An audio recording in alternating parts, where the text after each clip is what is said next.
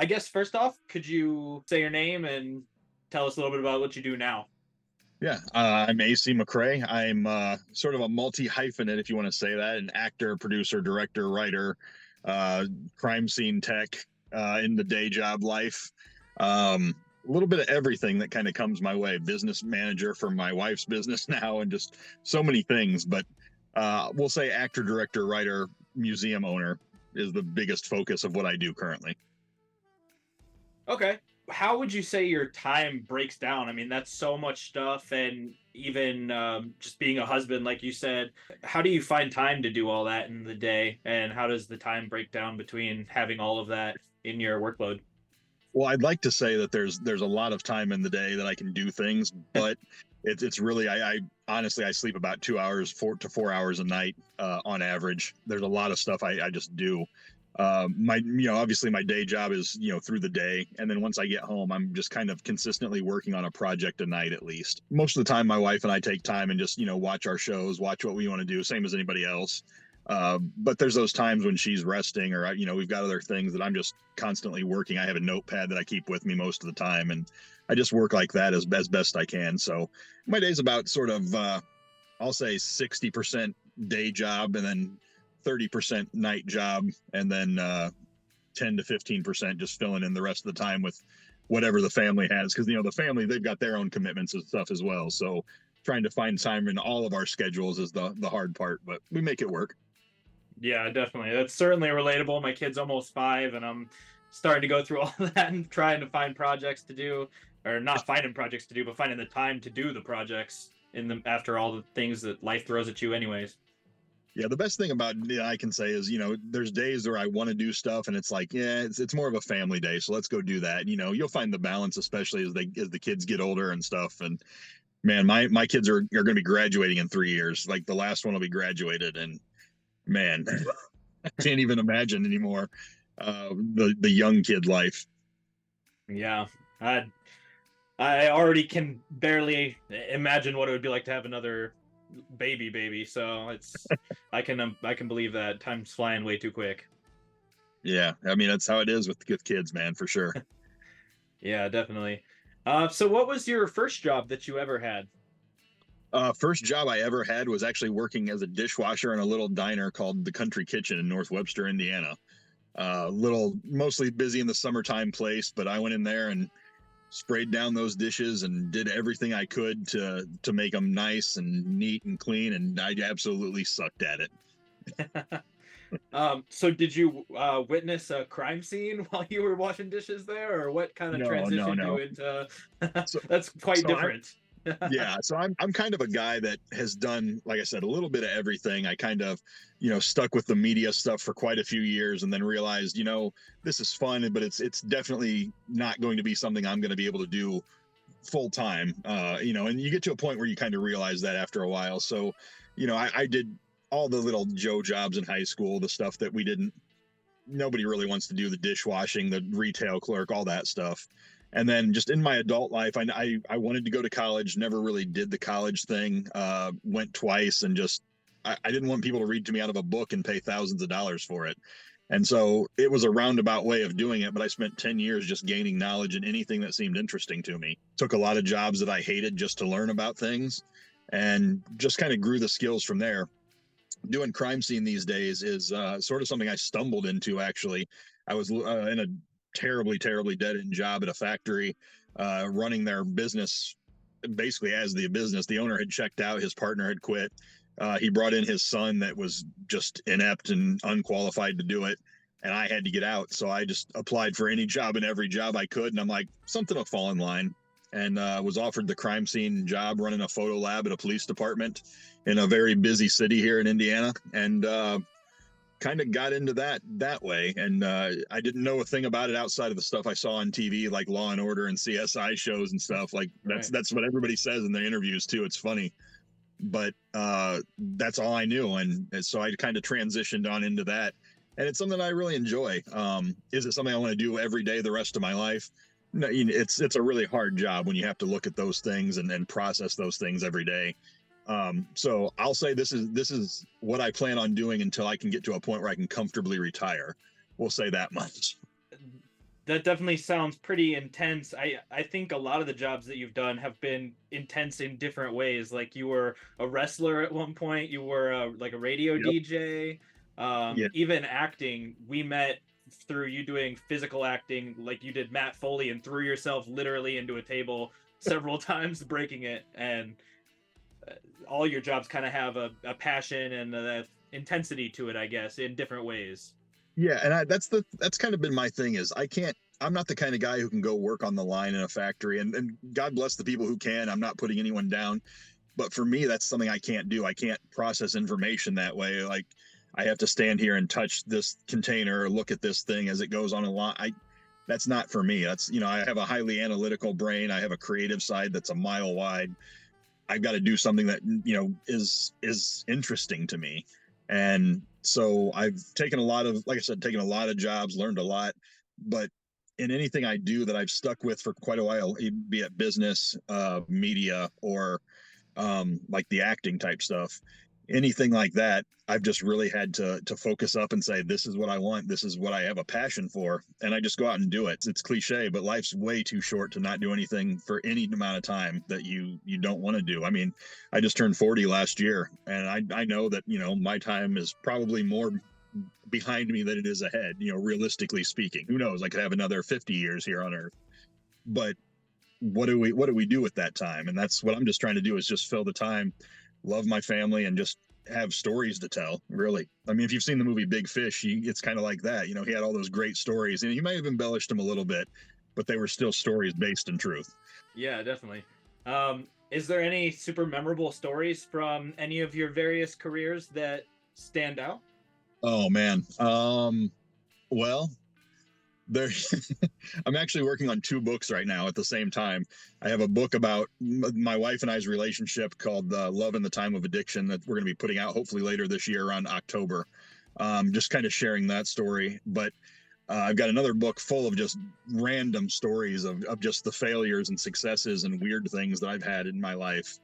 Um, That sounds awesome. Probably the coolest thing for me is, I'm a huge Ghostbusters fan. Ghostbusters celebrating its 40th anniversary, got the new Frozen Empire movie coming out this week. I've just been a fan my whole life. And so I spent years developing a Ghostbusters themed attraction that became this hobby project that became this big thing where I had schematics and blueprints, and this is how we're going to do this and that and whatnot. And I was able to present it to Sony a couple times over the last few years. And we got so close. It was so close. I can't give a lot of details, but they were interested, they were listening, and then it was literally contractual language and some other stuff that made them stop the process dead. Oh man.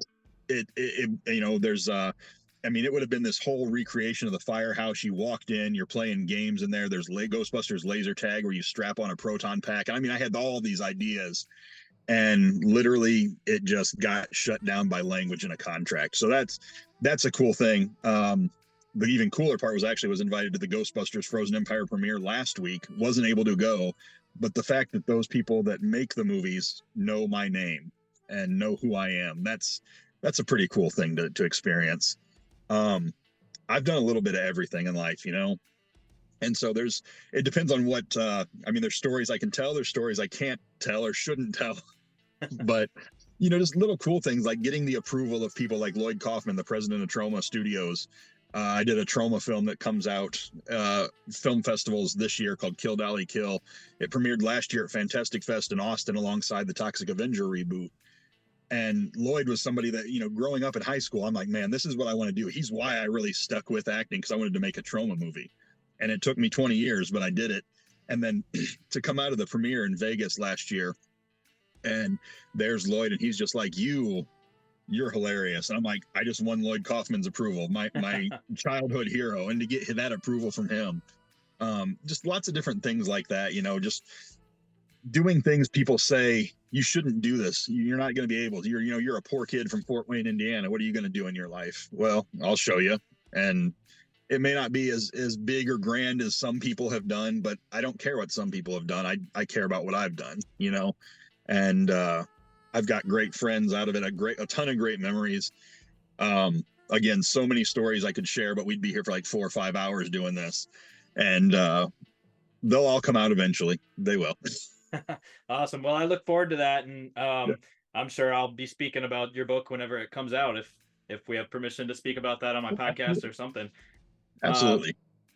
but going back to trauma, and also when we first met, you had been working on putting on a stage show of Cannibal the Musical that was had some controversy to it, and some backlash, I guess, for lack of a better word, without going too deep. But Well, no, um, I can tell that story. There wasn't really backlash. It was, so we were in this theater in Fort Wayne that I helped co-found called the Firehouse Theater, and you were there. You were one of the young actors, and I was trying to, it was you and your family, and then a couple other of the kids that were there were the only ones that really cared about anything, and everybody else just was being dropped off by their parents to be babysat.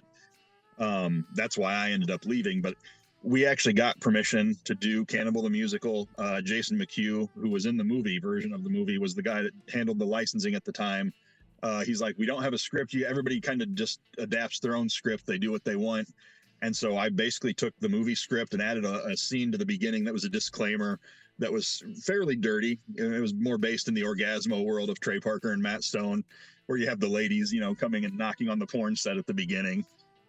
But the lady that I was running the theater with, she didn't want to lose her homeschool business sponsorship because she thought that was everything. And so there was some disagreements there, and I ended up walking away because if something's not right, it's not right.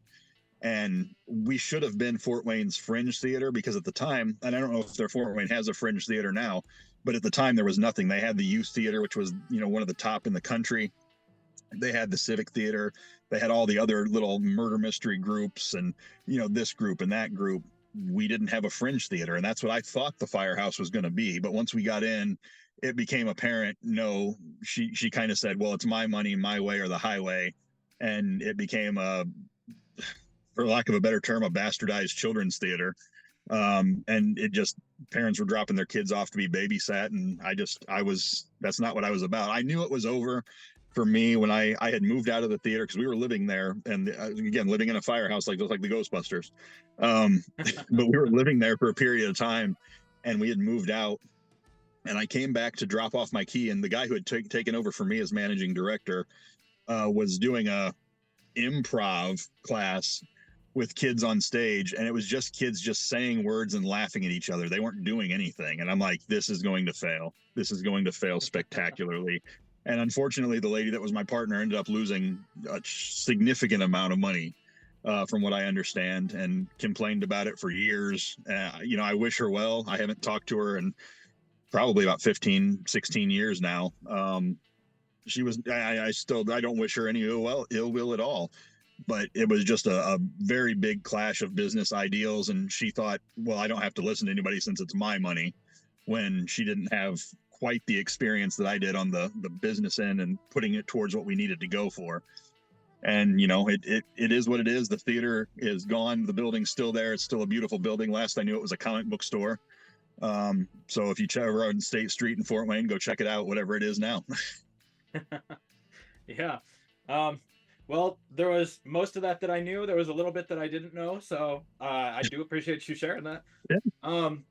And I guess the three things that I kind of got out of that is, like, you had the courage to not only put on a Matt Stone and Trey Parker show like Cannibal the Musical, you also had the perseverance to keep going after it didn't work out like that, and you also had just the tenacity, I guess, to stick to your beliefs and want what's best, regardless of what other people are saying and thinking. You stick to your guns and what you believe in and what's going to create the best outcome.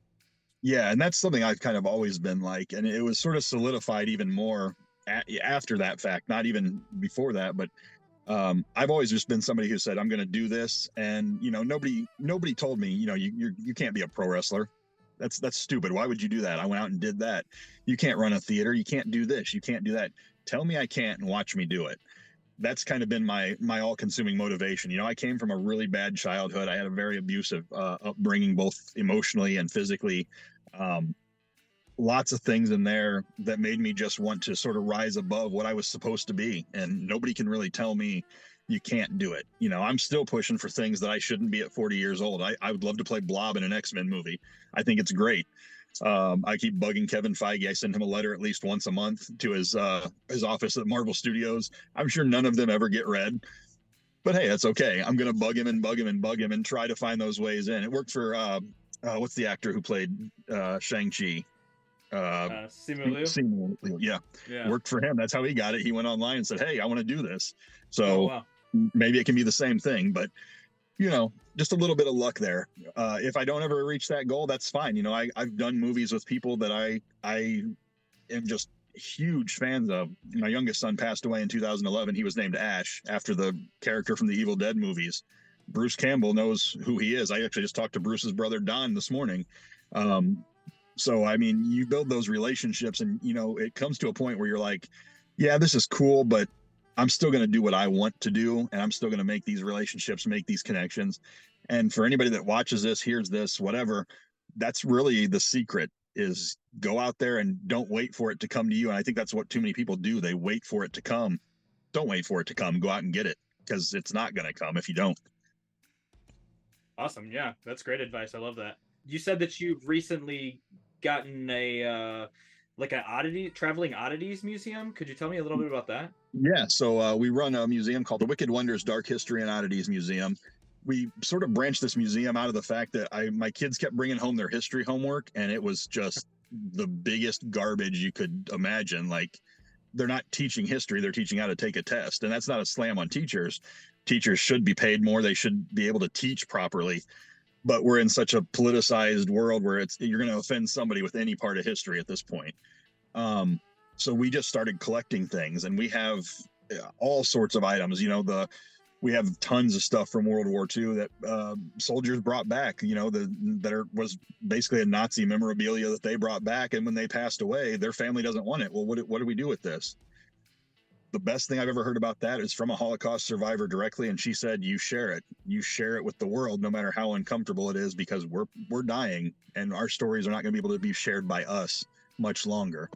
And so getting that kind of a command from somebody who was actually there, that's a pretty strong reason to continue showing this stuff. As much as, you know, these garbage people that are into that stuff, they have their weird motives, but it's not about that. It's about showing this really did happen. We actually have a book that was recovered from one of the concentration camps that still has a thumbprint on the inside of it where somebody grabbed it and ripped out some pages, possibly to go die. I mean, it's a very emotional thing to see, but we want to bring history to people. As part of that, we don't just do the darker parts of history. We've got war stuff, we've got serial killer stuff, mob stuff. We've developed relationships with people in those worlds, both that were active participants and were on the outskirts that were in relationships with some of these people or whatnot. And I don't want to give a lot of names there to drive people in that way, but people are people, and at this point in some of their lives, whether they've done something horrible in the past or not, it's where they are now, and that's kind of how I look at it. So we want to show that it's not just this is the part of history that's so dark and disturbing, but look, maybe this person's changed a little bit. A good example of this, I will give an example.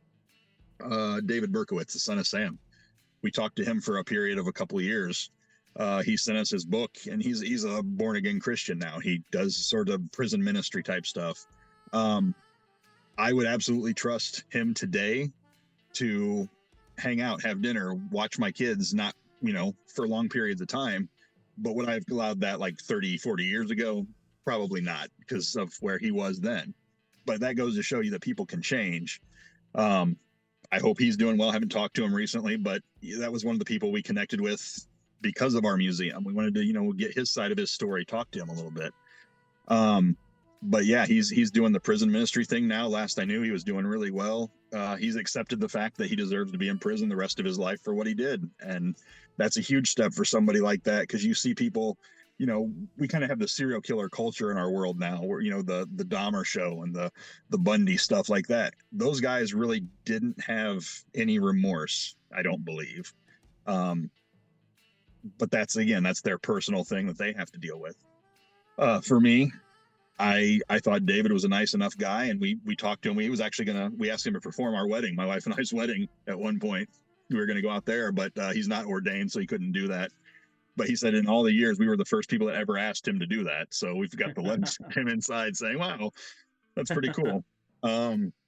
But no, I mean, so you meet a lot of really interesting people doing this museum thing, and we try to share those parts that we know aren't getting taught anywhere, and we try to share the full factual story. We don't, if you're a museum, your goal should be to present the facts and the truth as it happened. You shouldn't put any slant on it. And so that's what we try to do. Now, of course, with the museum, not everybody's interested in that. There has to be a hook. There has to be a kicker. There has to be something that people like. So I've, used some of the Hollywood connections that I have, and we've been able to obtain some different props, wardrobe from different things. That's sort of our big attraction right now. People just absolutely love that. We've got the 14-foot tall Pinheads banner from American Horror Story Freak Show. It's in my bedroom right now, rolled up. It's massive, and people love seeing that because they were, I remember that was along the entrance in the show, and I'm like, yeah, it's the exact one. We don't buy any replicas. We don't buy anything. Everything we have, whether it's dark history, Hollywood, whatever, it's all production used, production made, screen used stuff. We don't do any replicas because if we wanted to be a replica museum, anybody can do that. We want to show things that actually existed. We've got some other cool things in that aspect. We just picked up one of Craig Robinson's "Take Your Panties Off" shirts from This Is the End. Love that thing. It actually is my size, so the first thing I did was put it on. So we've got stuff like that, and then really cool. We don't have anything major. I would say the biggest Hollywood piece we have is either Johnny Depp's Whitey Bulger old man prosthetics from Black Mass. Oh, that's really awesome, though. John Witherspoon's coveralls that he wore as the Pops in the Friday movies. We've got a set of those. So again, we have a little something for everybody, I guess. If you're into dark stuff, if you're not, you can look at the Hollywood stuff. You don't have to go to the scary sections. You don't have to see the haunted stuff or whatever. We don't even pull the haunted stuff out anymore. There's a story. Okay, I'll tell you this story too. You see, now you're bringing out the stories. We bought a haunted piece that was a Victorian era little mourning locket. It had a little lock of hair in it from some girl that supposedly drowned back in the 1800s. People had seen this thing move at the store that it was at in the case and everything. So we bought it. We investigated it. Multiple people investigated it. New Jersey Paranormal being the biggest group that did. And it has something very, very negative attached to it. As soon as we got it in our house, it made both me and my son violently ill without even touching it. And we got an intelligent response orb that floated in when we asked it to appear on a camera shot. And then it made my wife have some issues as well. So, I mean, wow. Very powerful, very negative stuff. And it's not for everybody. Like, we did a Halloween tour last year, did 4 or 5 different shows and took some of that stuff out. Some people it didn't bother them. Other people were like, I don't want to stand near that. And they could feel something with it. So, lots of stuff like that. But when we do the museum displays, we don't have a set location. People are like, when are you guys getting a facility? Never. We want to be able to take the stuff to wherever. We do a lot of parties. We do a lot of events because we're fairly low cost. The other cool thing that we do is we do something called our Wicked Photo Ops. You can go to a museum and you can take pictures of certain items and whatever. Why would you do that? Why don't you want to hold it? So we give people the opportunity to hold the item, take a picture with it for a very low fee. That's kind of how we make our money. We're not ever going to go non-for-profit just because of the logistics there. We wouldn't be able to own our own collection anymore. We'd have to have a board of directors and all that stuff. So this is just kind of how we fund ourselves. We get items, we either buy them ourselves or we have them donated by people for no tax break, really, because they can't. So we do a lot of that, mostly done northern Indiana, southern Michigan, up at the Chicago area is where we've been, but we can do anywhere in pretty much the world. We're actually discussing with one of the big Comic-Cons in the UK right now to bring some of our props from the TV show The Originals over there. My wife and I were the only people to get engaged on the set with the help of the cast during filming. And we've got stakes, we've got daggers, we've got pistols, we've got a whole collection of stuff we've been able to put together from that. And it's, again, personal to us because we just have that connection to the show from being there and having those guys help us get married or get engaged, I should say. Did you guys do work on that show, or were you extras or something, or how did that happen? A friend of mine was the first AD on the series, pretty much for the entire 5-season run. He skipped out for a little bit, but him and I ended up doing a movie together right at the same time, coincidentally, that I met my wife. Now, so inside tea here, my wife is a former adult film actress, a mainstream one. I am the albino poop emoji.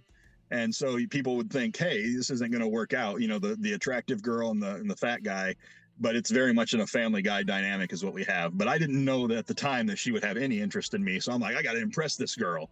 So we started having my friend, and coincidentally, it was her favorite show that he worked on. And I'm like, well, can you just get me a video of the lead character saying hi to her? And that's really kind of what got her to take notice of me. Cause I said I was going to do it and I did it. I told her I was going to get it done before I even had confirmation I could get it done. I was willing to throw money at this guy, like, please just do it. But he did it for me, and just as a favor.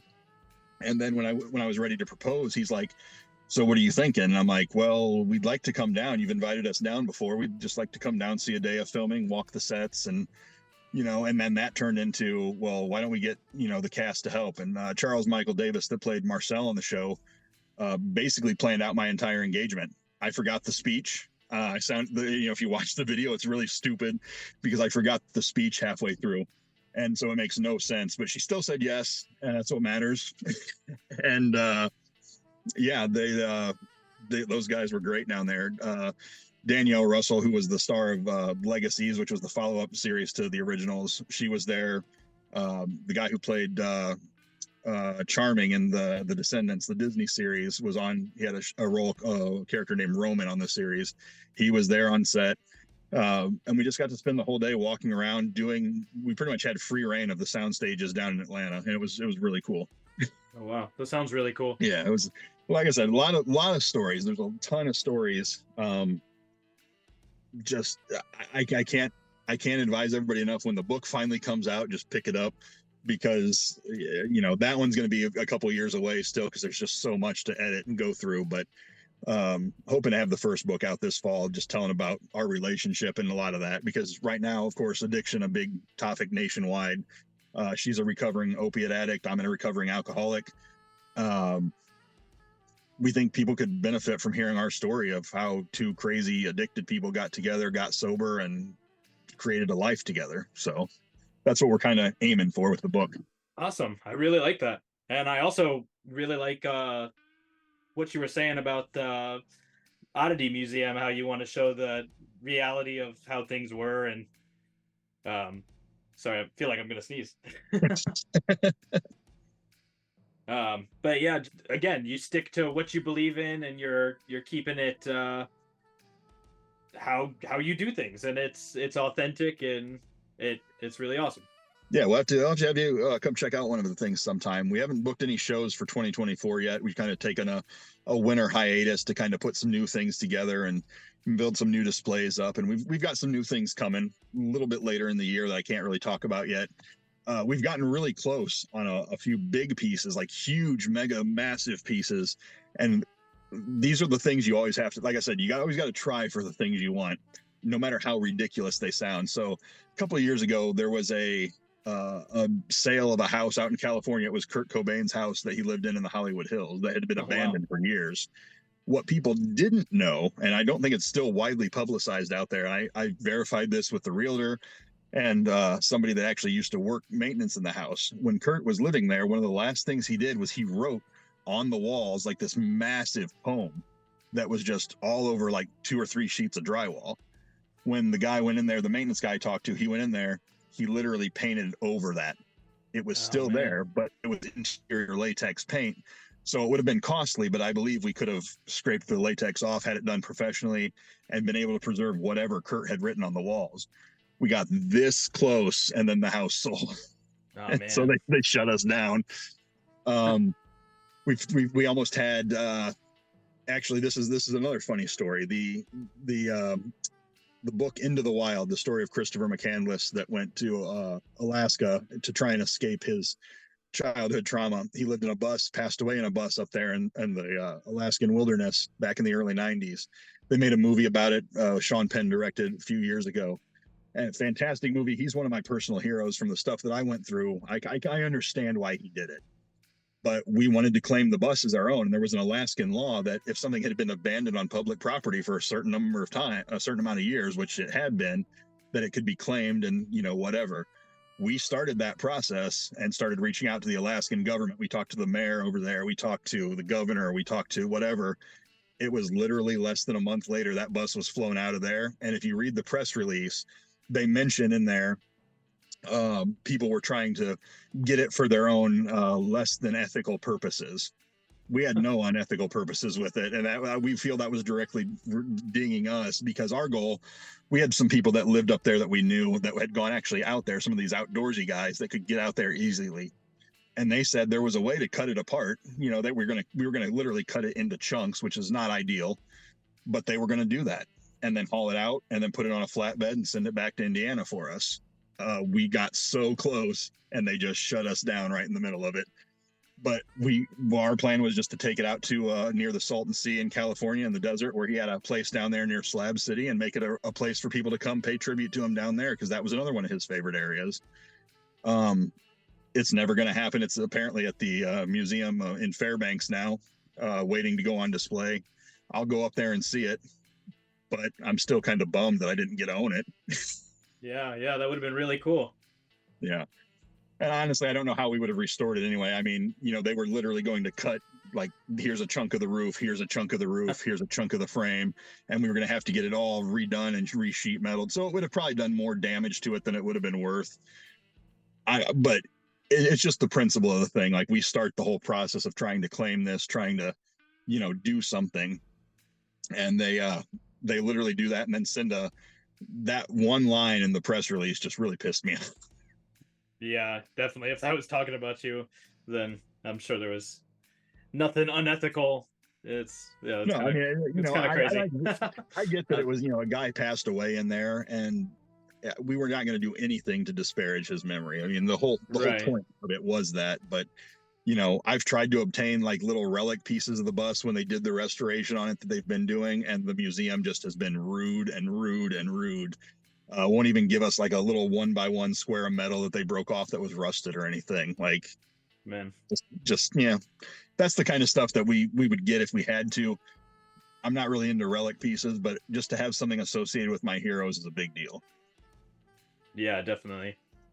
I've been working on a documentary about the movie School of Rock, and I met with the guy who got the drum set that they used in the final scene of the movie. Oh, wow. And he actually got a hold of the kid who played the drums on Facebook and gave him the drums that he played in the final scene of that movie. And they started a relationship, and that kid unfortunately ended up passing away a couple months later. But there was a special connection for him to be able to do that, and he's got several other memorabilia from the movie. So that's awesome. That's definitely, yeah. He needs to get connected with Jack. I think Jack still has some of the. I remember reading. I think Jack still has one of his outfits from the movie, maybe the one from the last scene. So maybe we can get them connected or something. Yeah, I think they did meet at Kevin's funeral. Okay. But if he's got his outfit from the ending, that's pretty awesome. I hadn't heard that. Yeah, that's another big way that we get things is we ask some of these people, hey, do you have anything left from? Right now, I'm bugging and pestering the set designer for the movie Tick, Tick, Boom about the life of Jonathan Larson, another one of my heroes. I'll never be able to own anything of Jonathan Larson's because there was so little, because he died so young. But just to have something attached to something that he did, it's meaningful to me. And that's, our museum isn't going to impress anybody if you're not into the stuff that we like. But why would we collect things that we don't like? Exactly. Yeah. And it all sounds like if you're into that kind of thing, you're going to love all of this. And it sounds awesome to me for sure. So maybe I'm biased, but sounds like it's awesome to me. So yeah, it's a good time. And, we get some dates. You can, we're on Facebook with the museum, the Wicked Wonders Museum. You can search it. I don't know the actual address off the top of my head anymore, because it's not a travel season. So I kind of push that off to the side until I have to memorize it again. But yeah, just Wicked Wonders, Dark History and Oddities Museum on Facebook and Instagram. Sometimes we've got pictures there that'll show some of what we have, and sometimes we don't post a lot of the smaller things because we've got a lot of stuff that we have in storage and in vaults at people's houses and things, and it's a little crazy at this point. All right, well, awesome. Yeah, I'll put a link to that down in the description when this video gets posted too, so that people can get to that a little easier and check it out. It sounds really awesome. Yeah. Well, thank you for all your time. I definitely appreciate talking to you and all the insight about different careers and all. Like I said, you've done a bunch of exciting things that most people are like imagination dreams. Like when they ask a kid, what do you want to do when you grow up, they're like a professional wrestler or a crime scene investigator. Like all these things that you actually do. And that's the thing. Again, I'll say it one more time. If you want to do something, just go do it. Don't let anybody tell you you can't. And it sounds so cliche, but that's the only way to make things happen. As the world gets crazier and crazier, the only way to do it is to go out there and make it happen. And you have to make it happen. Nobody else can. You have to. Awesome. Well, thank you so much. We'll stay in touch. Hopefully people check out all that you have going on with the Oddity Museum, and yeah, cool. It's been great talking to you. Yeah, you too. And we'll definitely, anytime you guys need me, just give me a call. I'm always around somewhere.